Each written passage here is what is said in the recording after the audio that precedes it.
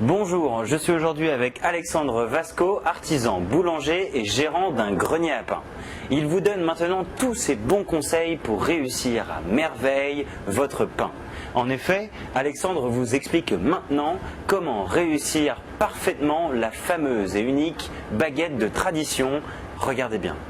Pour réussir votre baguette de tradition, il vous faut 630 g de farine de tradition, 12 g de sel, 8 g de levure boulangère et 380 g d'eau. Donc pour commencer, nous allons mélanger tous les ingrédients ensemble dans notre cuve. Donc on commencera toujours par l'eau pour éviter que la farine accroche au fond et ne laisse des morceaux au fond de la cuve.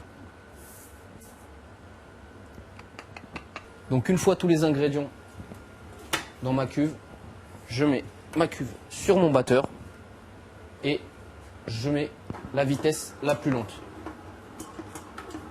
La première étape consiste à mélanger tous les ingrédients ensemble.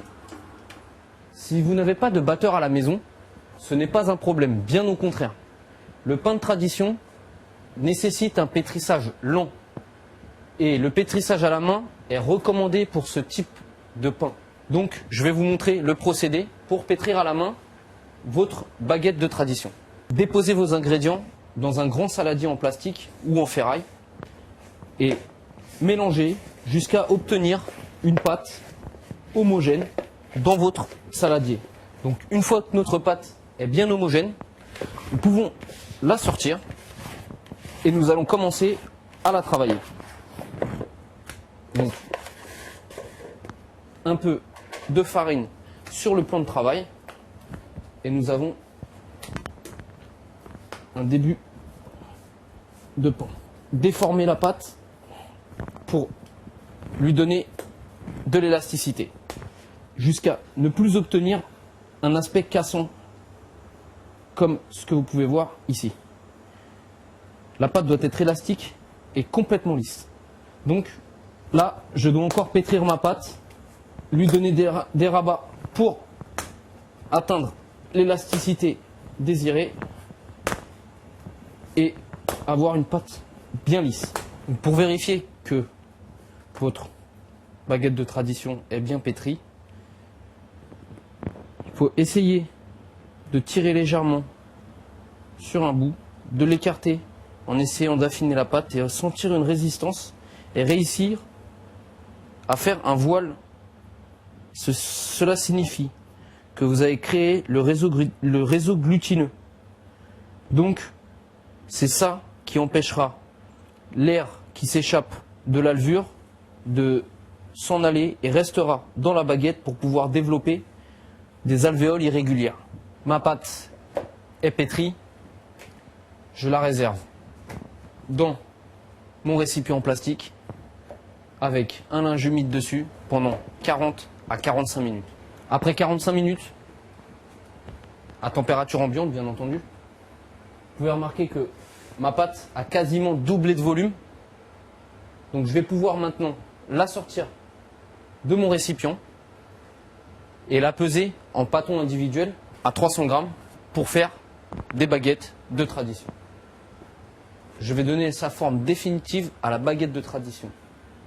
Pour ce faire, je vais enlever tout le gaz jusqu'à avoir une pâte bien aplatie et je vais rabattre plusieurs fois ma pâte pour renforcer son élasticité et lui donner une forme allongée,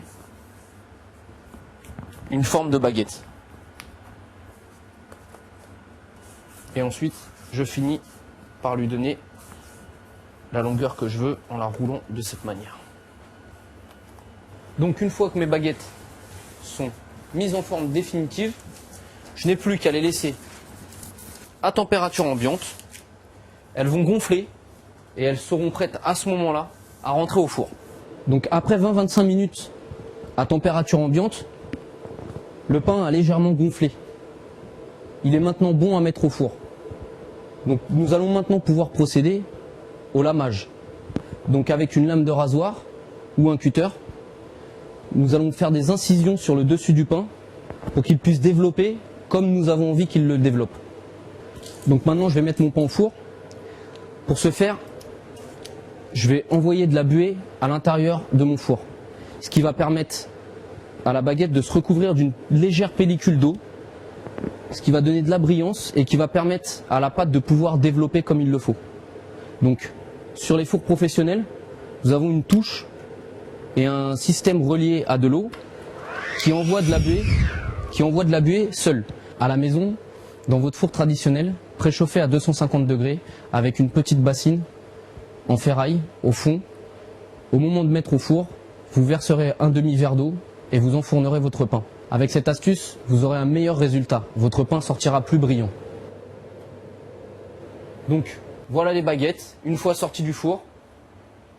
Donc, le secret d'une bonne baguette de tradition, après le pétrissage, c'est la cuisson.